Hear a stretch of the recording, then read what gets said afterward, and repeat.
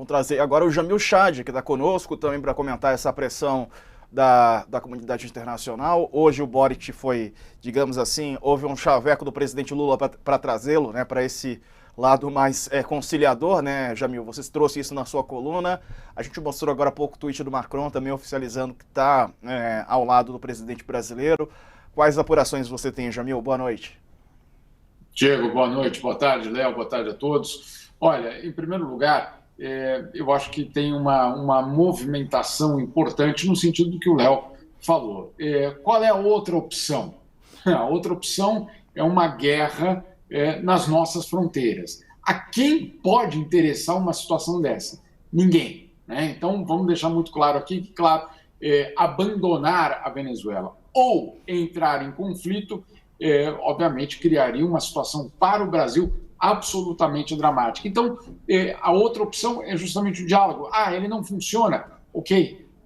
Eu acho que, sinceramente, nesse caso, e não é passar pano para Maduro, mas qualquer outro tipo de exigência ou de atuação pode ser, inclusive, ainda mais problemático em termos da estabilização ou da tentativa de estabilização da América do Sul. Agora, dito isso, o que está acontecendo nos bastidores? Em primeiro lugar, como vocês colocaram, o presidente Lula, na verdade, o governo brasileiro, chegando ao Chile para tentar convidar o Boric, não para fazer parte dessa tríade, desse grupo formado por Brasil, Colômbia e México. Por que não fazer parte?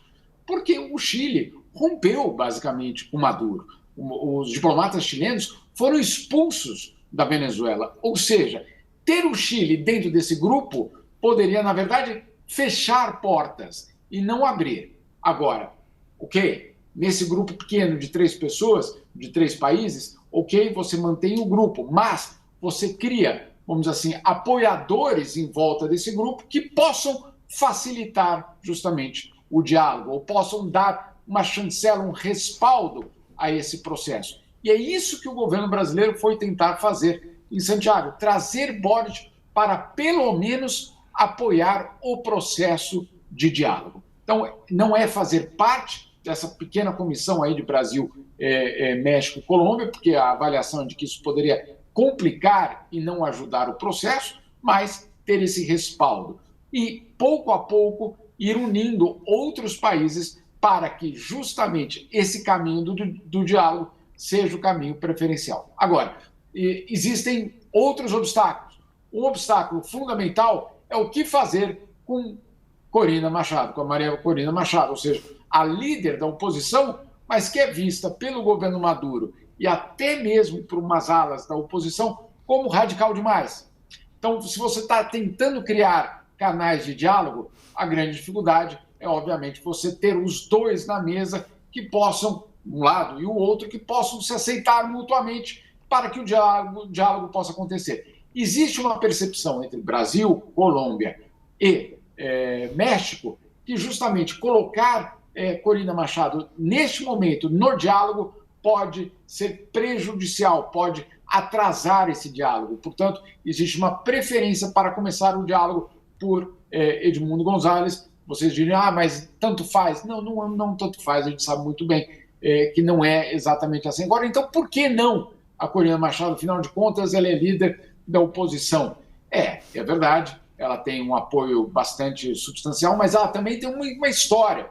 E essa história não é exatamente uma história que o governo Maduro, na verdade, o chavismo inteiro, gosta. E aí, claro, você ter uma interlocução com alguém que por tantos anos representou uma oposição tão ferrenha pode justamente criar um obstáculo para o diálogo. Eventualmente, como até foi me colocado por um diplomata sul-americano, eventualmente ela pode vir a fazer parte, vamos dizer assim, desse grupo, ela pode se transformar numa interlocutora num segundo momento, mas neste primeiro momento, o importante, pelo menos eu não estou aqui defendendo, só estou explicando qual é a estratégia é de você criar canais de diálogo com aqueles que podem dialogar. A avaliação do Brasil, México e Colômbia é que Corina Machado não pode, neste momento, dialogar, porque o outro lado não vai aceitar. Perdão, Diego, só um detalhe aqui, alguns detalhes. Por quê, então? O que é esse radicalismo dela? Bom, há 20 anos ela assinou fez parte de um decreto, que é aquele decreto que derrubava o Chávez, na verdade, por alguns dias. Ela assinou aquele decreto. Alguns anos depois, ela esteve ao lado de George W. Bush, também colocada, obviamente, como, e aí pelo chavismo, como um instrumento do imperialismo americano. E ao longo dos anos, vários episódios como esse aconteceram. Do lado dela, ela obviamente também tem o seu ressentimento muito profundo em relação ao Chávez, ao Maduro. Numa certa ocasião, num debate que acabou ficando muito conhecido, ela foi questionar o Chávez, ela como deputada, e o Chávez disse que águias, não me lembro exatamente a frase, mas águias não caçam animais menores, ou seja, não vou dialogar com você porque você não tem nenhum tipo de influência. Olha ela aí, com muita influência e, claro, sendo um ator bastante importante. A equação não fecha por enquanto, mas vamos aguardar aí para os próximos dias.